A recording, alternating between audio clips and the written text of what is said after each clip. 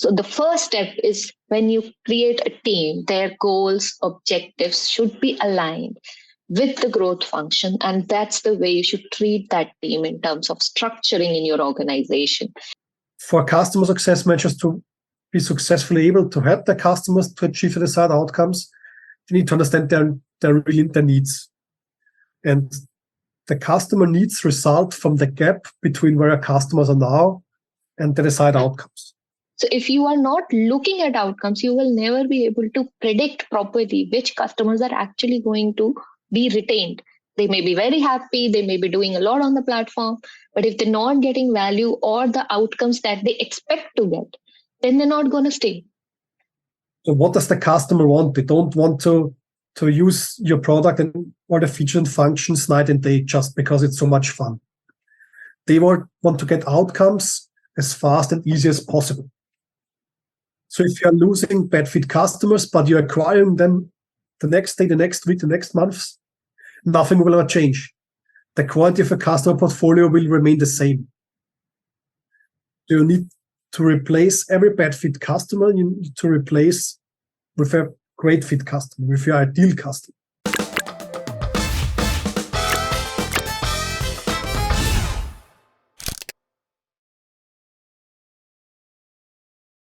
Hello and welcome to the Scaletail podcast. I'm your host, Mausmi. I hope you're enjoying Scaletail podcast.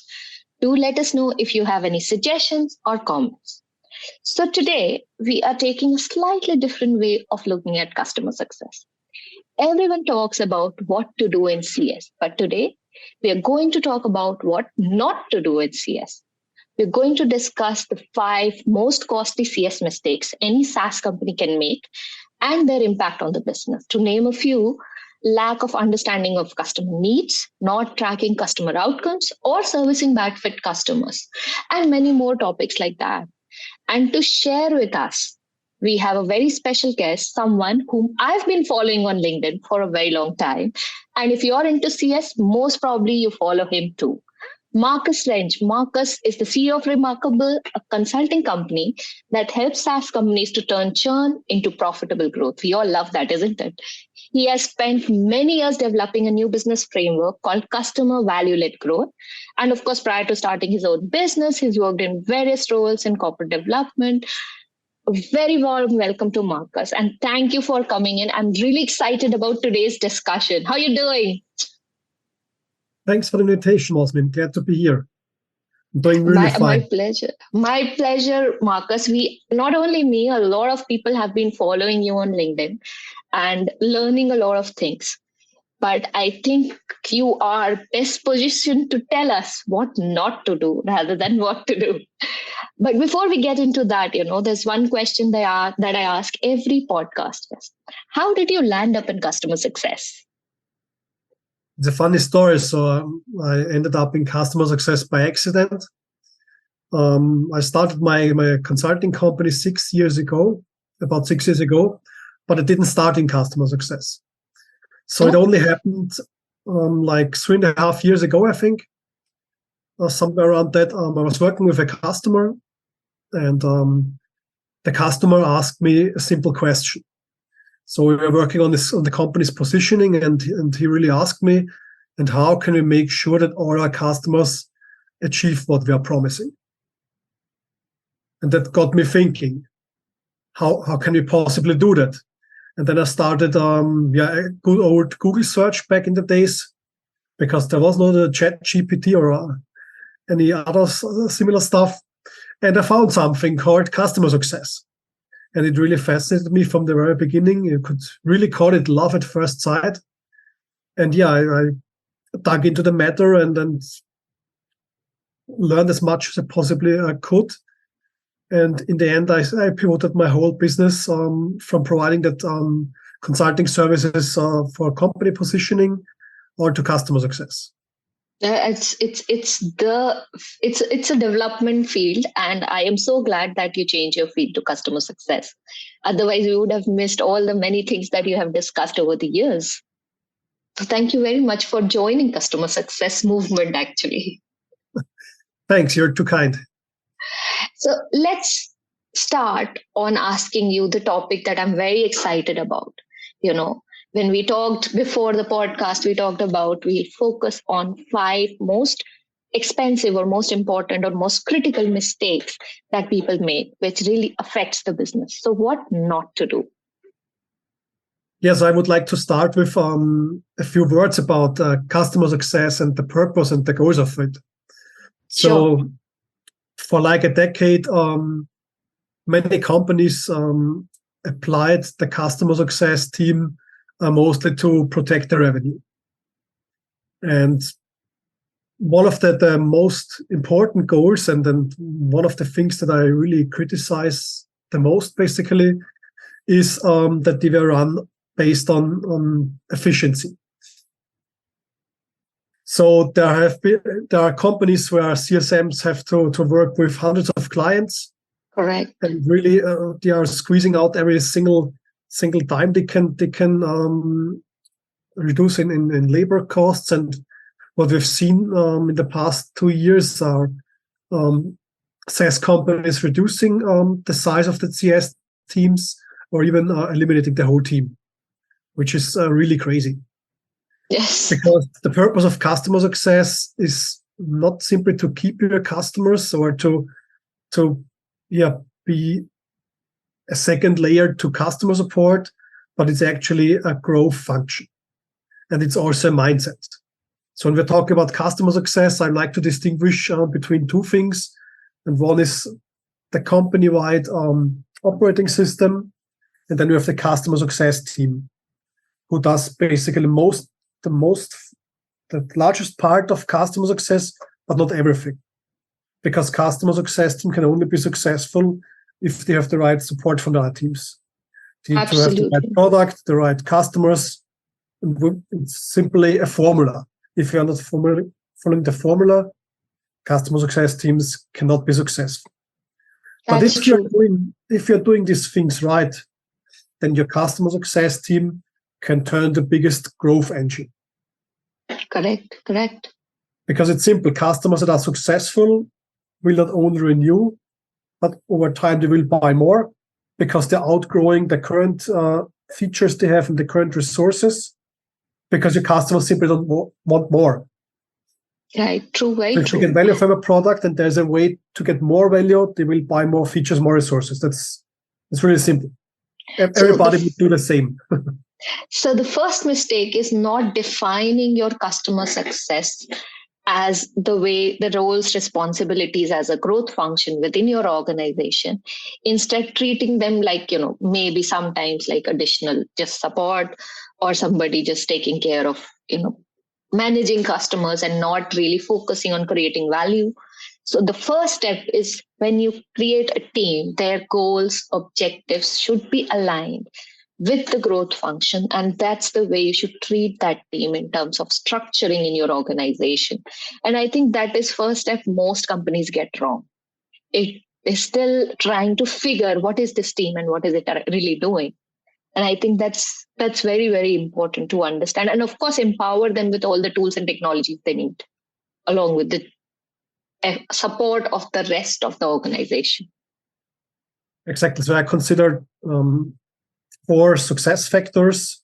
The first one is the mindset, data, the tools, and the processes. Those Perfect. 4 things must be aligned. So, and I have seen very, very few companies that are doing it right. Of course, I'm working with companies who are not doing it right, because otherwise they wouldn't reach out to me. It's great that people like you are there, where companies can reach out and get the right kind of alignment they need along all these lines.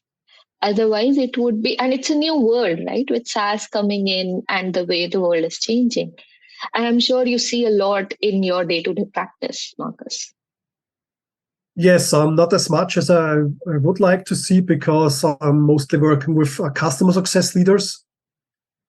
I really prefer to work with the CEOs of the companies, because then I can really tackle customer success from that global company-wide level. Correct. So if I'm working with a VP of customer success, for example, they surely can make some influence. But what they can't do, and what's really important, is they can't hold someone else accountable. True. So if the sales team is not acquiring the right customers or product issues are not getting solved, there's little they can do. They True. can They're share dependent. information, but they can't hold other leaders accountable. Absolutely. But the CEO obviously can. I hope more and more customer success leaders move to CXO positions. Then we'll have the right kind of voice at the right kind of places eventually. Yeah, I hope so too. I mean, there are a few examples. For example, the CEO of HubSpot is a former chief customer officer. Yes. And a few others, but she's the most prominent example. But I feel it's really, really going quite slow. Yeah, yes, I understand. I feel the same. So let's move to the next mistake. And, when we were talking, we discussed not understanding the needs of the customer. And what is the business impact that comes with that? I think a little bit of elaboration with your experience would be very helpful. Yes, what I'm seeing is that companies are doing some customer discovery. And the typical sales to customer success handoff, the information that it contains. But that's not enough. For customer success managers to be successfully able to help their customers to achieve the desired outcomes, you need to understand their needs. And the customer needs result from the gap between where our customers are now and the desired outcomes. True. So let's say if they want to increase their sales by 50%, the customer success manager must help them to bridge that gap. And the gap is defined by numbers, of course, but that's only the top layer. At the bottom, what your customers need is education and training, so that they're able to achieve partial outcomes and in the long term, the desired outcome. So let's say in order to increase your sales by 50%, you need to get more bookings, to make better discoveries, to run better demos, to make better proposals, etc., etc. So, and as a customer success manager, it's your mission to help your customers to take every step, to successfully take every step to the next level. But you can only understand, or you can only provide customers with the right things, with the right training education, if you understand what they actually need. And the sales to customer success handoff, I have never seen a single one that contains that information. And it's not a surprise. It's not a surprise because your colleagues from sales, they really can't know what customers need in terms of education and training. So as a customer success manager, you should take the handoff to use it as a starting point and deepen the discovery. So you're meeting with the customer and ask the customer, dear customer, based on information from the handoff, this is your most important problem to solve. I want to know more about it. Can you explain it further? So not exactly with that kind of words, but that's the the concept. So the strategies that could be applied in this scenario where you need to have deeper understanding of customer needs is don't just stop after sales. Of course, take handoff as much as possible, but go deeper into getting more micro level understanding of what exactly the customer needs, because at times customers themselves are not, very eloquent in explaining what they need, but they'll be able to explain what their problems are, and then you can define it so much better because you know what your product can do. Exactly. Your mission is to ask the right questions and really do active listening, and really you need to draw the conclusion. It's not the customer that is telling you exactly what they need, but it's you who needs to understand the problem so well that you also that you know what you need to provide your customers with. That's a reasonable challenge for a customer success person, and kind of overlaps a little bit from the place where consulting came from. The genesis of where customer success started from a lot of different fields. And that is one of the most important areas why it requires somebody to sort of sit there and understand the needs rather than, having something automated in certain places, of course. And the reason why it's so costly is because if you are not providing your customers with the right content and services, they will fail, and then they Of will leave. course.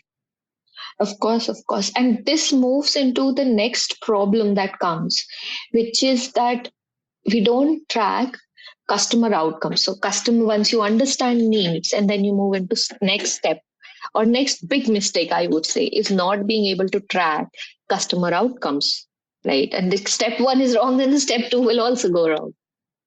Exactly. So what most companies practice in the past decade, you could say, is that they try to use proxy metrics to anticipate whether customers are successful. So you rely on net promoter scores, health scores, CSAT scores, product usage, etc., etc. So while they can be useful to make some basic conclusion, like if a customer is not using the product or is using it very little, it's obviously will not be successful. But on the other end of the spectrum, a customer who is using the product a lot is not the same as a customer that is successful. Absolutely So yes, correct. in most situations, high product usage is a good sign, and those customers will be successful. But it's not enough to say, okay, we have the customers that have high product usage, and 70% of them are also successful.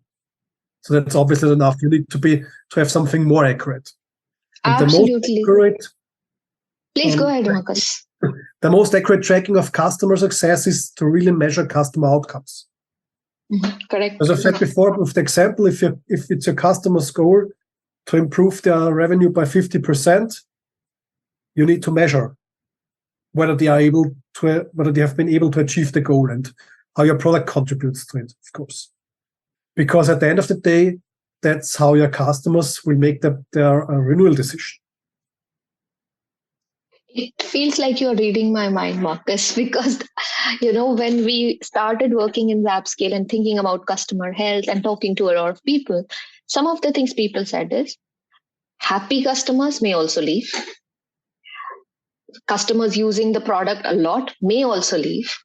So if you really want to, of course, these are indicators, but they are not very strongly correlated. There are other parameters. And the most important parameter, as you said, is the outcomes that the customer wants to see.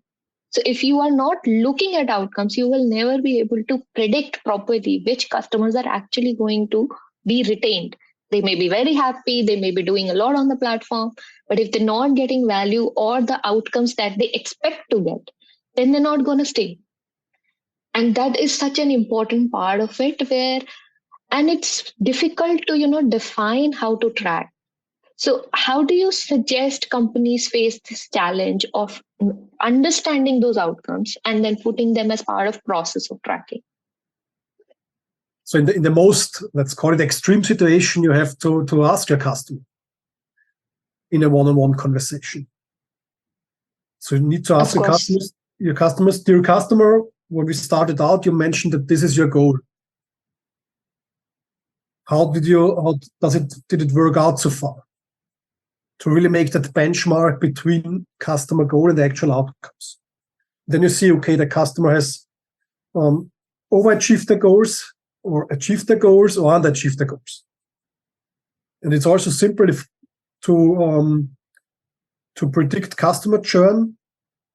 If you see, okay, you have customers that have underachieved their goals, all these customers are at risk by default. So there is no guessing and no assuming. These are the customers where I need to solve the situation. Communicate. Yeah. The same key for happy marriage. Communicate. Ask your customer what they want. Ask your partner what they want. Yes, it's a relationship as well with the customer. Absolutely, absolutely. The third point that we were talking about is when you focus on feature-based onboarding, right? So if you can elaborate, I know we had a discussion, but I think that's a very important point that needs to be like dig deeper from your point of view first. Yeah, too many companies still think in their own language. They operate from an inside-out point of view. Correct. Correct. That's also why they associate high product usage with customer success. But you need to put yourself in the customer's shoes. So what does the customer want? They don't want to use your product and all the features and functions night and day just because it's so much fun. They want to get outcomes as fast and easy as possible. So when you're doing your onboarding and you show your customers, okay, that is a feature and it has 5 different options and then 20 different customization options, customers don't really care.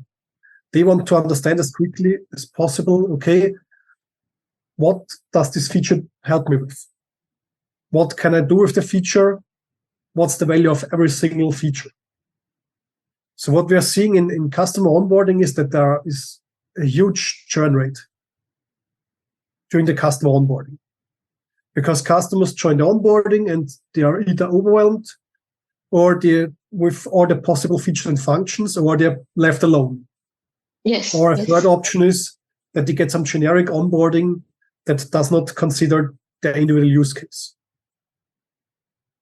So they get pushed through a specific journey that is not the journey they need to take. I think we are all guilty of that. We sort of fall in love with our product and we think our features are awesome and amazing. And when a customer comes, instead of trying to understand how they want to use it, we sort of go overboard in saying, look, we have this and we have that, and this is amazing and this is awesome. But that particular customer may not find it amazing and awesome. They have one use case and that's what they want to solve. And we are all guilty of not doing that back and forth and just like pushing all features to the customers. Look at this shiny thing and another shiny thing, which is not getting us anywhere. And that's a very important point in defining onboarding, because most of the onboardings are, have you taught this and have you taught this and have you taught this, instead of has the customer sorted this part and that part and the next part. So the concept of onboarding from inside out rather than looking at it from outside in from a customer's point of view.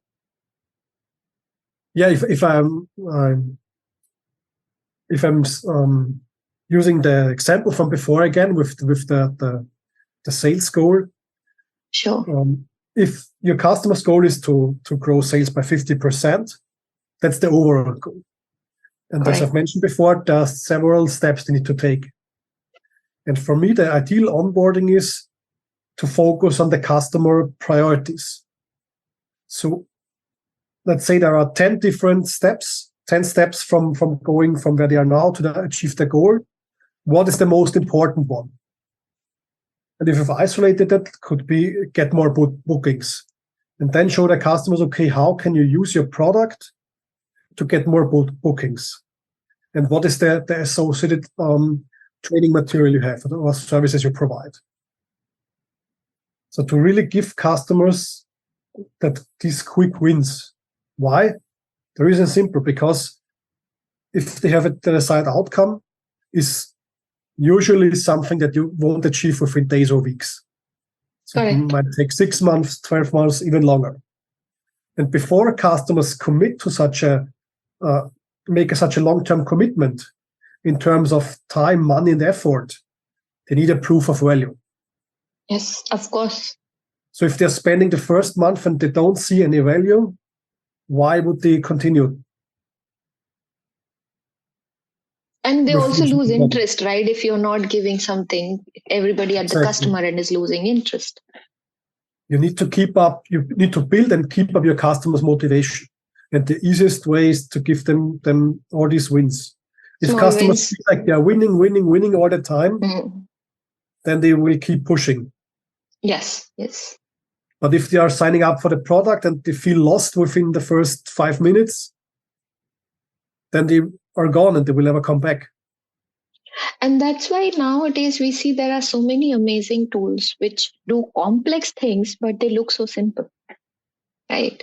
The world of complex old school tools has changed into such amazing tools. They all do complicated work, but they feel so easy to use, so simple to use, and they're constantly looking at what do you need to see immediately instead of let me bombard you with 10,000 things that we can do. Yes, so Which that's another big issue, that I often feel like companies are trying to impress customers with their onboarding. So with all the features and functions they have, but you will only overwhelm your customers because they yes, can't process all that information. correct, absolutely true. And that also results into huge mismatch between the energies and the direction of travel from both sides. So that's important. And there's another important topic that we talked, Marcus, which I think we all face. I think at least, and it's not because we don't understand, but because we don't know. So the the problem of servicing bad fit customers and not identifying them well in advance, because by the time sales has closed and the customer has come, CS moves with just one agenda: we need to make every customer successful, which probably is not possible for all kinds of customers if the customer is not suited for the kind of product you have. Now that's a very big problem because it becomes like a metric for CS failures, right? Or onboarding failures, or within that journey, it has moved out of sales funnel. But it has long-term impacts, and I would really like you to, just talk about that, because it's not just CS's problem; it's a organization business issue, right? Yeah, I think it's even bigger than that. It's I really feel it's like a society issue. People have been conditioned to seek instant gratification over long-term sustainable success. And when we look at the SaaS industry as a whole, the past decade, companies have spent on really trying to grow at all costs. Yes. And or that the venture capital around that really made it even more extreme.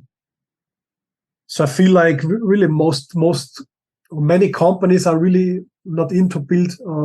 Most founders and executives goal has not been to really build a sustainable business, but growing the business as fast as possible for a few years, and then heading for a big exit. So, and someone else has to care about making the company profitable. If I'm allowed to bring an example, the company called Hopin. I don't know if you know this company. They've been in event management, and the company was valued almost at 8 billion at peak, and a few weeks ago it's been sold for about 15 million. No. So basically, So that much company loss of value. has lost 99 point something percent of its value because it didn't have a sustainable business model. But during their highs, the best times, they were considered the fastest growing startup ever. But in the end of the day, you see it's what's the point? This is something that has happened over the years. Unfortunately, startup has been, as a founder, and I sympathize with the founders. So unfortunately, as a founder, you follow the mandate of your VCs because they have invested in the company, and they are helps to follow others. And it did create, I agree, it did create an environment where you're not focusing on ensuring your customers are doing well, but you're just focusing on increasing your revenue and focusing on putting those numbers. But there is a leakage in the funnel, which ends up in a situation where your business model itself can never be turned into a profitable, because you have so much leakage happening. And it's not just Hopin. There are many companies who went through that painful stage and painful turmoil of reducing their valuation because the business model was not sustainable. I think there is a correction in the horizon where companies are now understanding that SaaS model doesn't work like that. And in general, for a business, there has to be a view of making it profitable and self-sustainable, and investment should be for growth and not for survival. So I hope that is happening. And I think adding bad fit customers to the mix makes it worse, because then you are getting more and more customers, and all of these customers are moving out of the funnel every other day. Yeah, and the situation we are finding ourselves in right now, or most companies find themselves in now, is that they are basically cleaning up the mess. So it's been like celebrating a big party, and now people are sobering up and see all the mess That's around. true. So there are so many companies that have customer portfolios that consist of, I don't know, 50% bad fit ones that will never ever become successful. But because they focused on growing and growing, they acquired everyone with a pulse. So, and customer success teams are now tasked, or have been also tasked back then, to really keep these customers. But the problem is that not all customers will become successful, no matter how hard you try. Absolutely, So you can be absolutely. the best customer success manager in the world, but if you have a customer that is not willing to put in the effort required to be successful with the product, because they're still chasing instant gratification and then fast results, there's nothing you can do. You can really educate and train your customers and help them out, but it's not like you can compensate everything.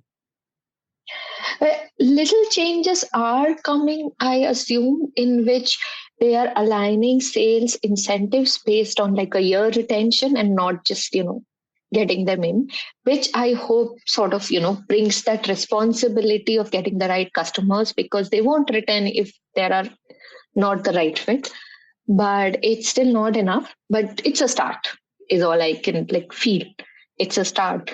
And as a founder myself, I know that if I get bad fit customers, it doesn't, the effort, not only that the customer success team's effort increases, they can also pull my product in a very different direction, where they are asking for features which may not be suited for the longer term, right?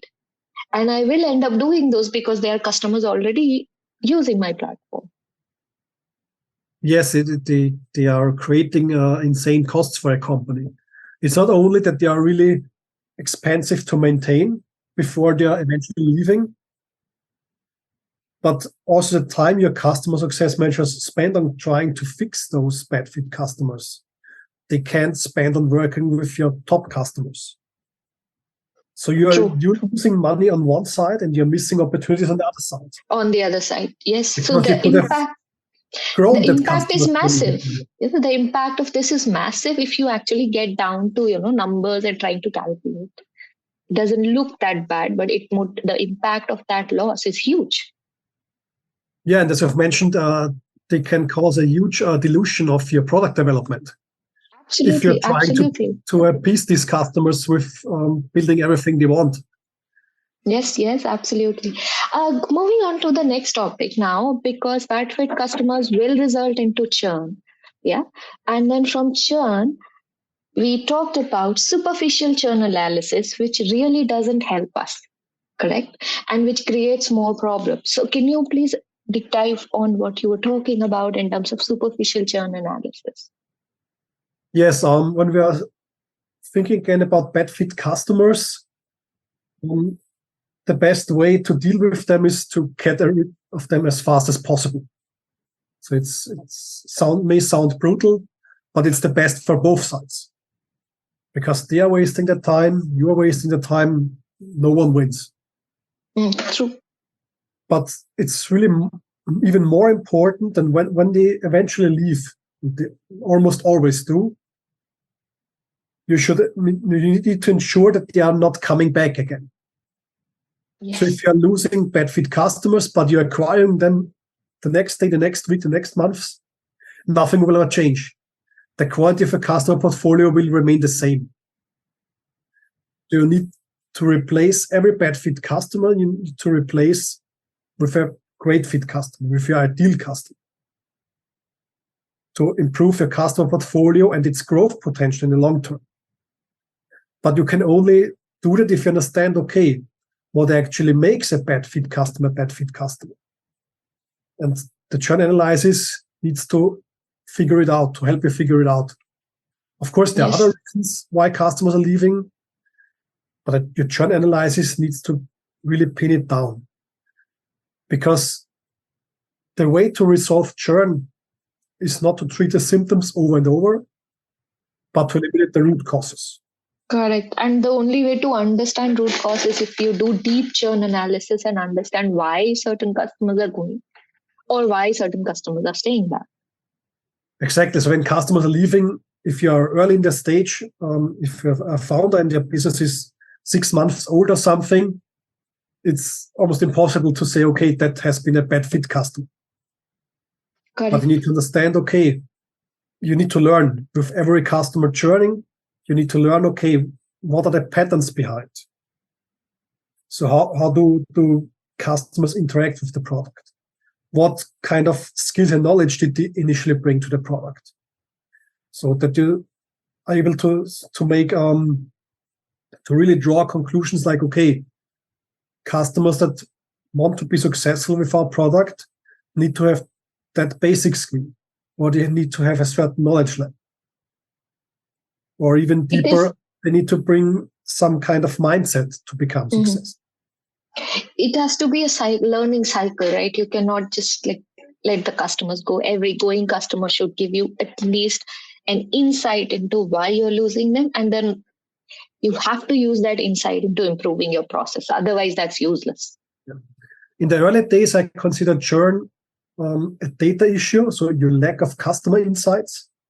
But later on, if your churn is still high, the reason why is that you're not acting on the information correct. You have, or you haven't gathered that information.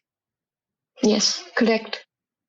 If you have 10 churned customers, then it's really hard to see any pattern behind.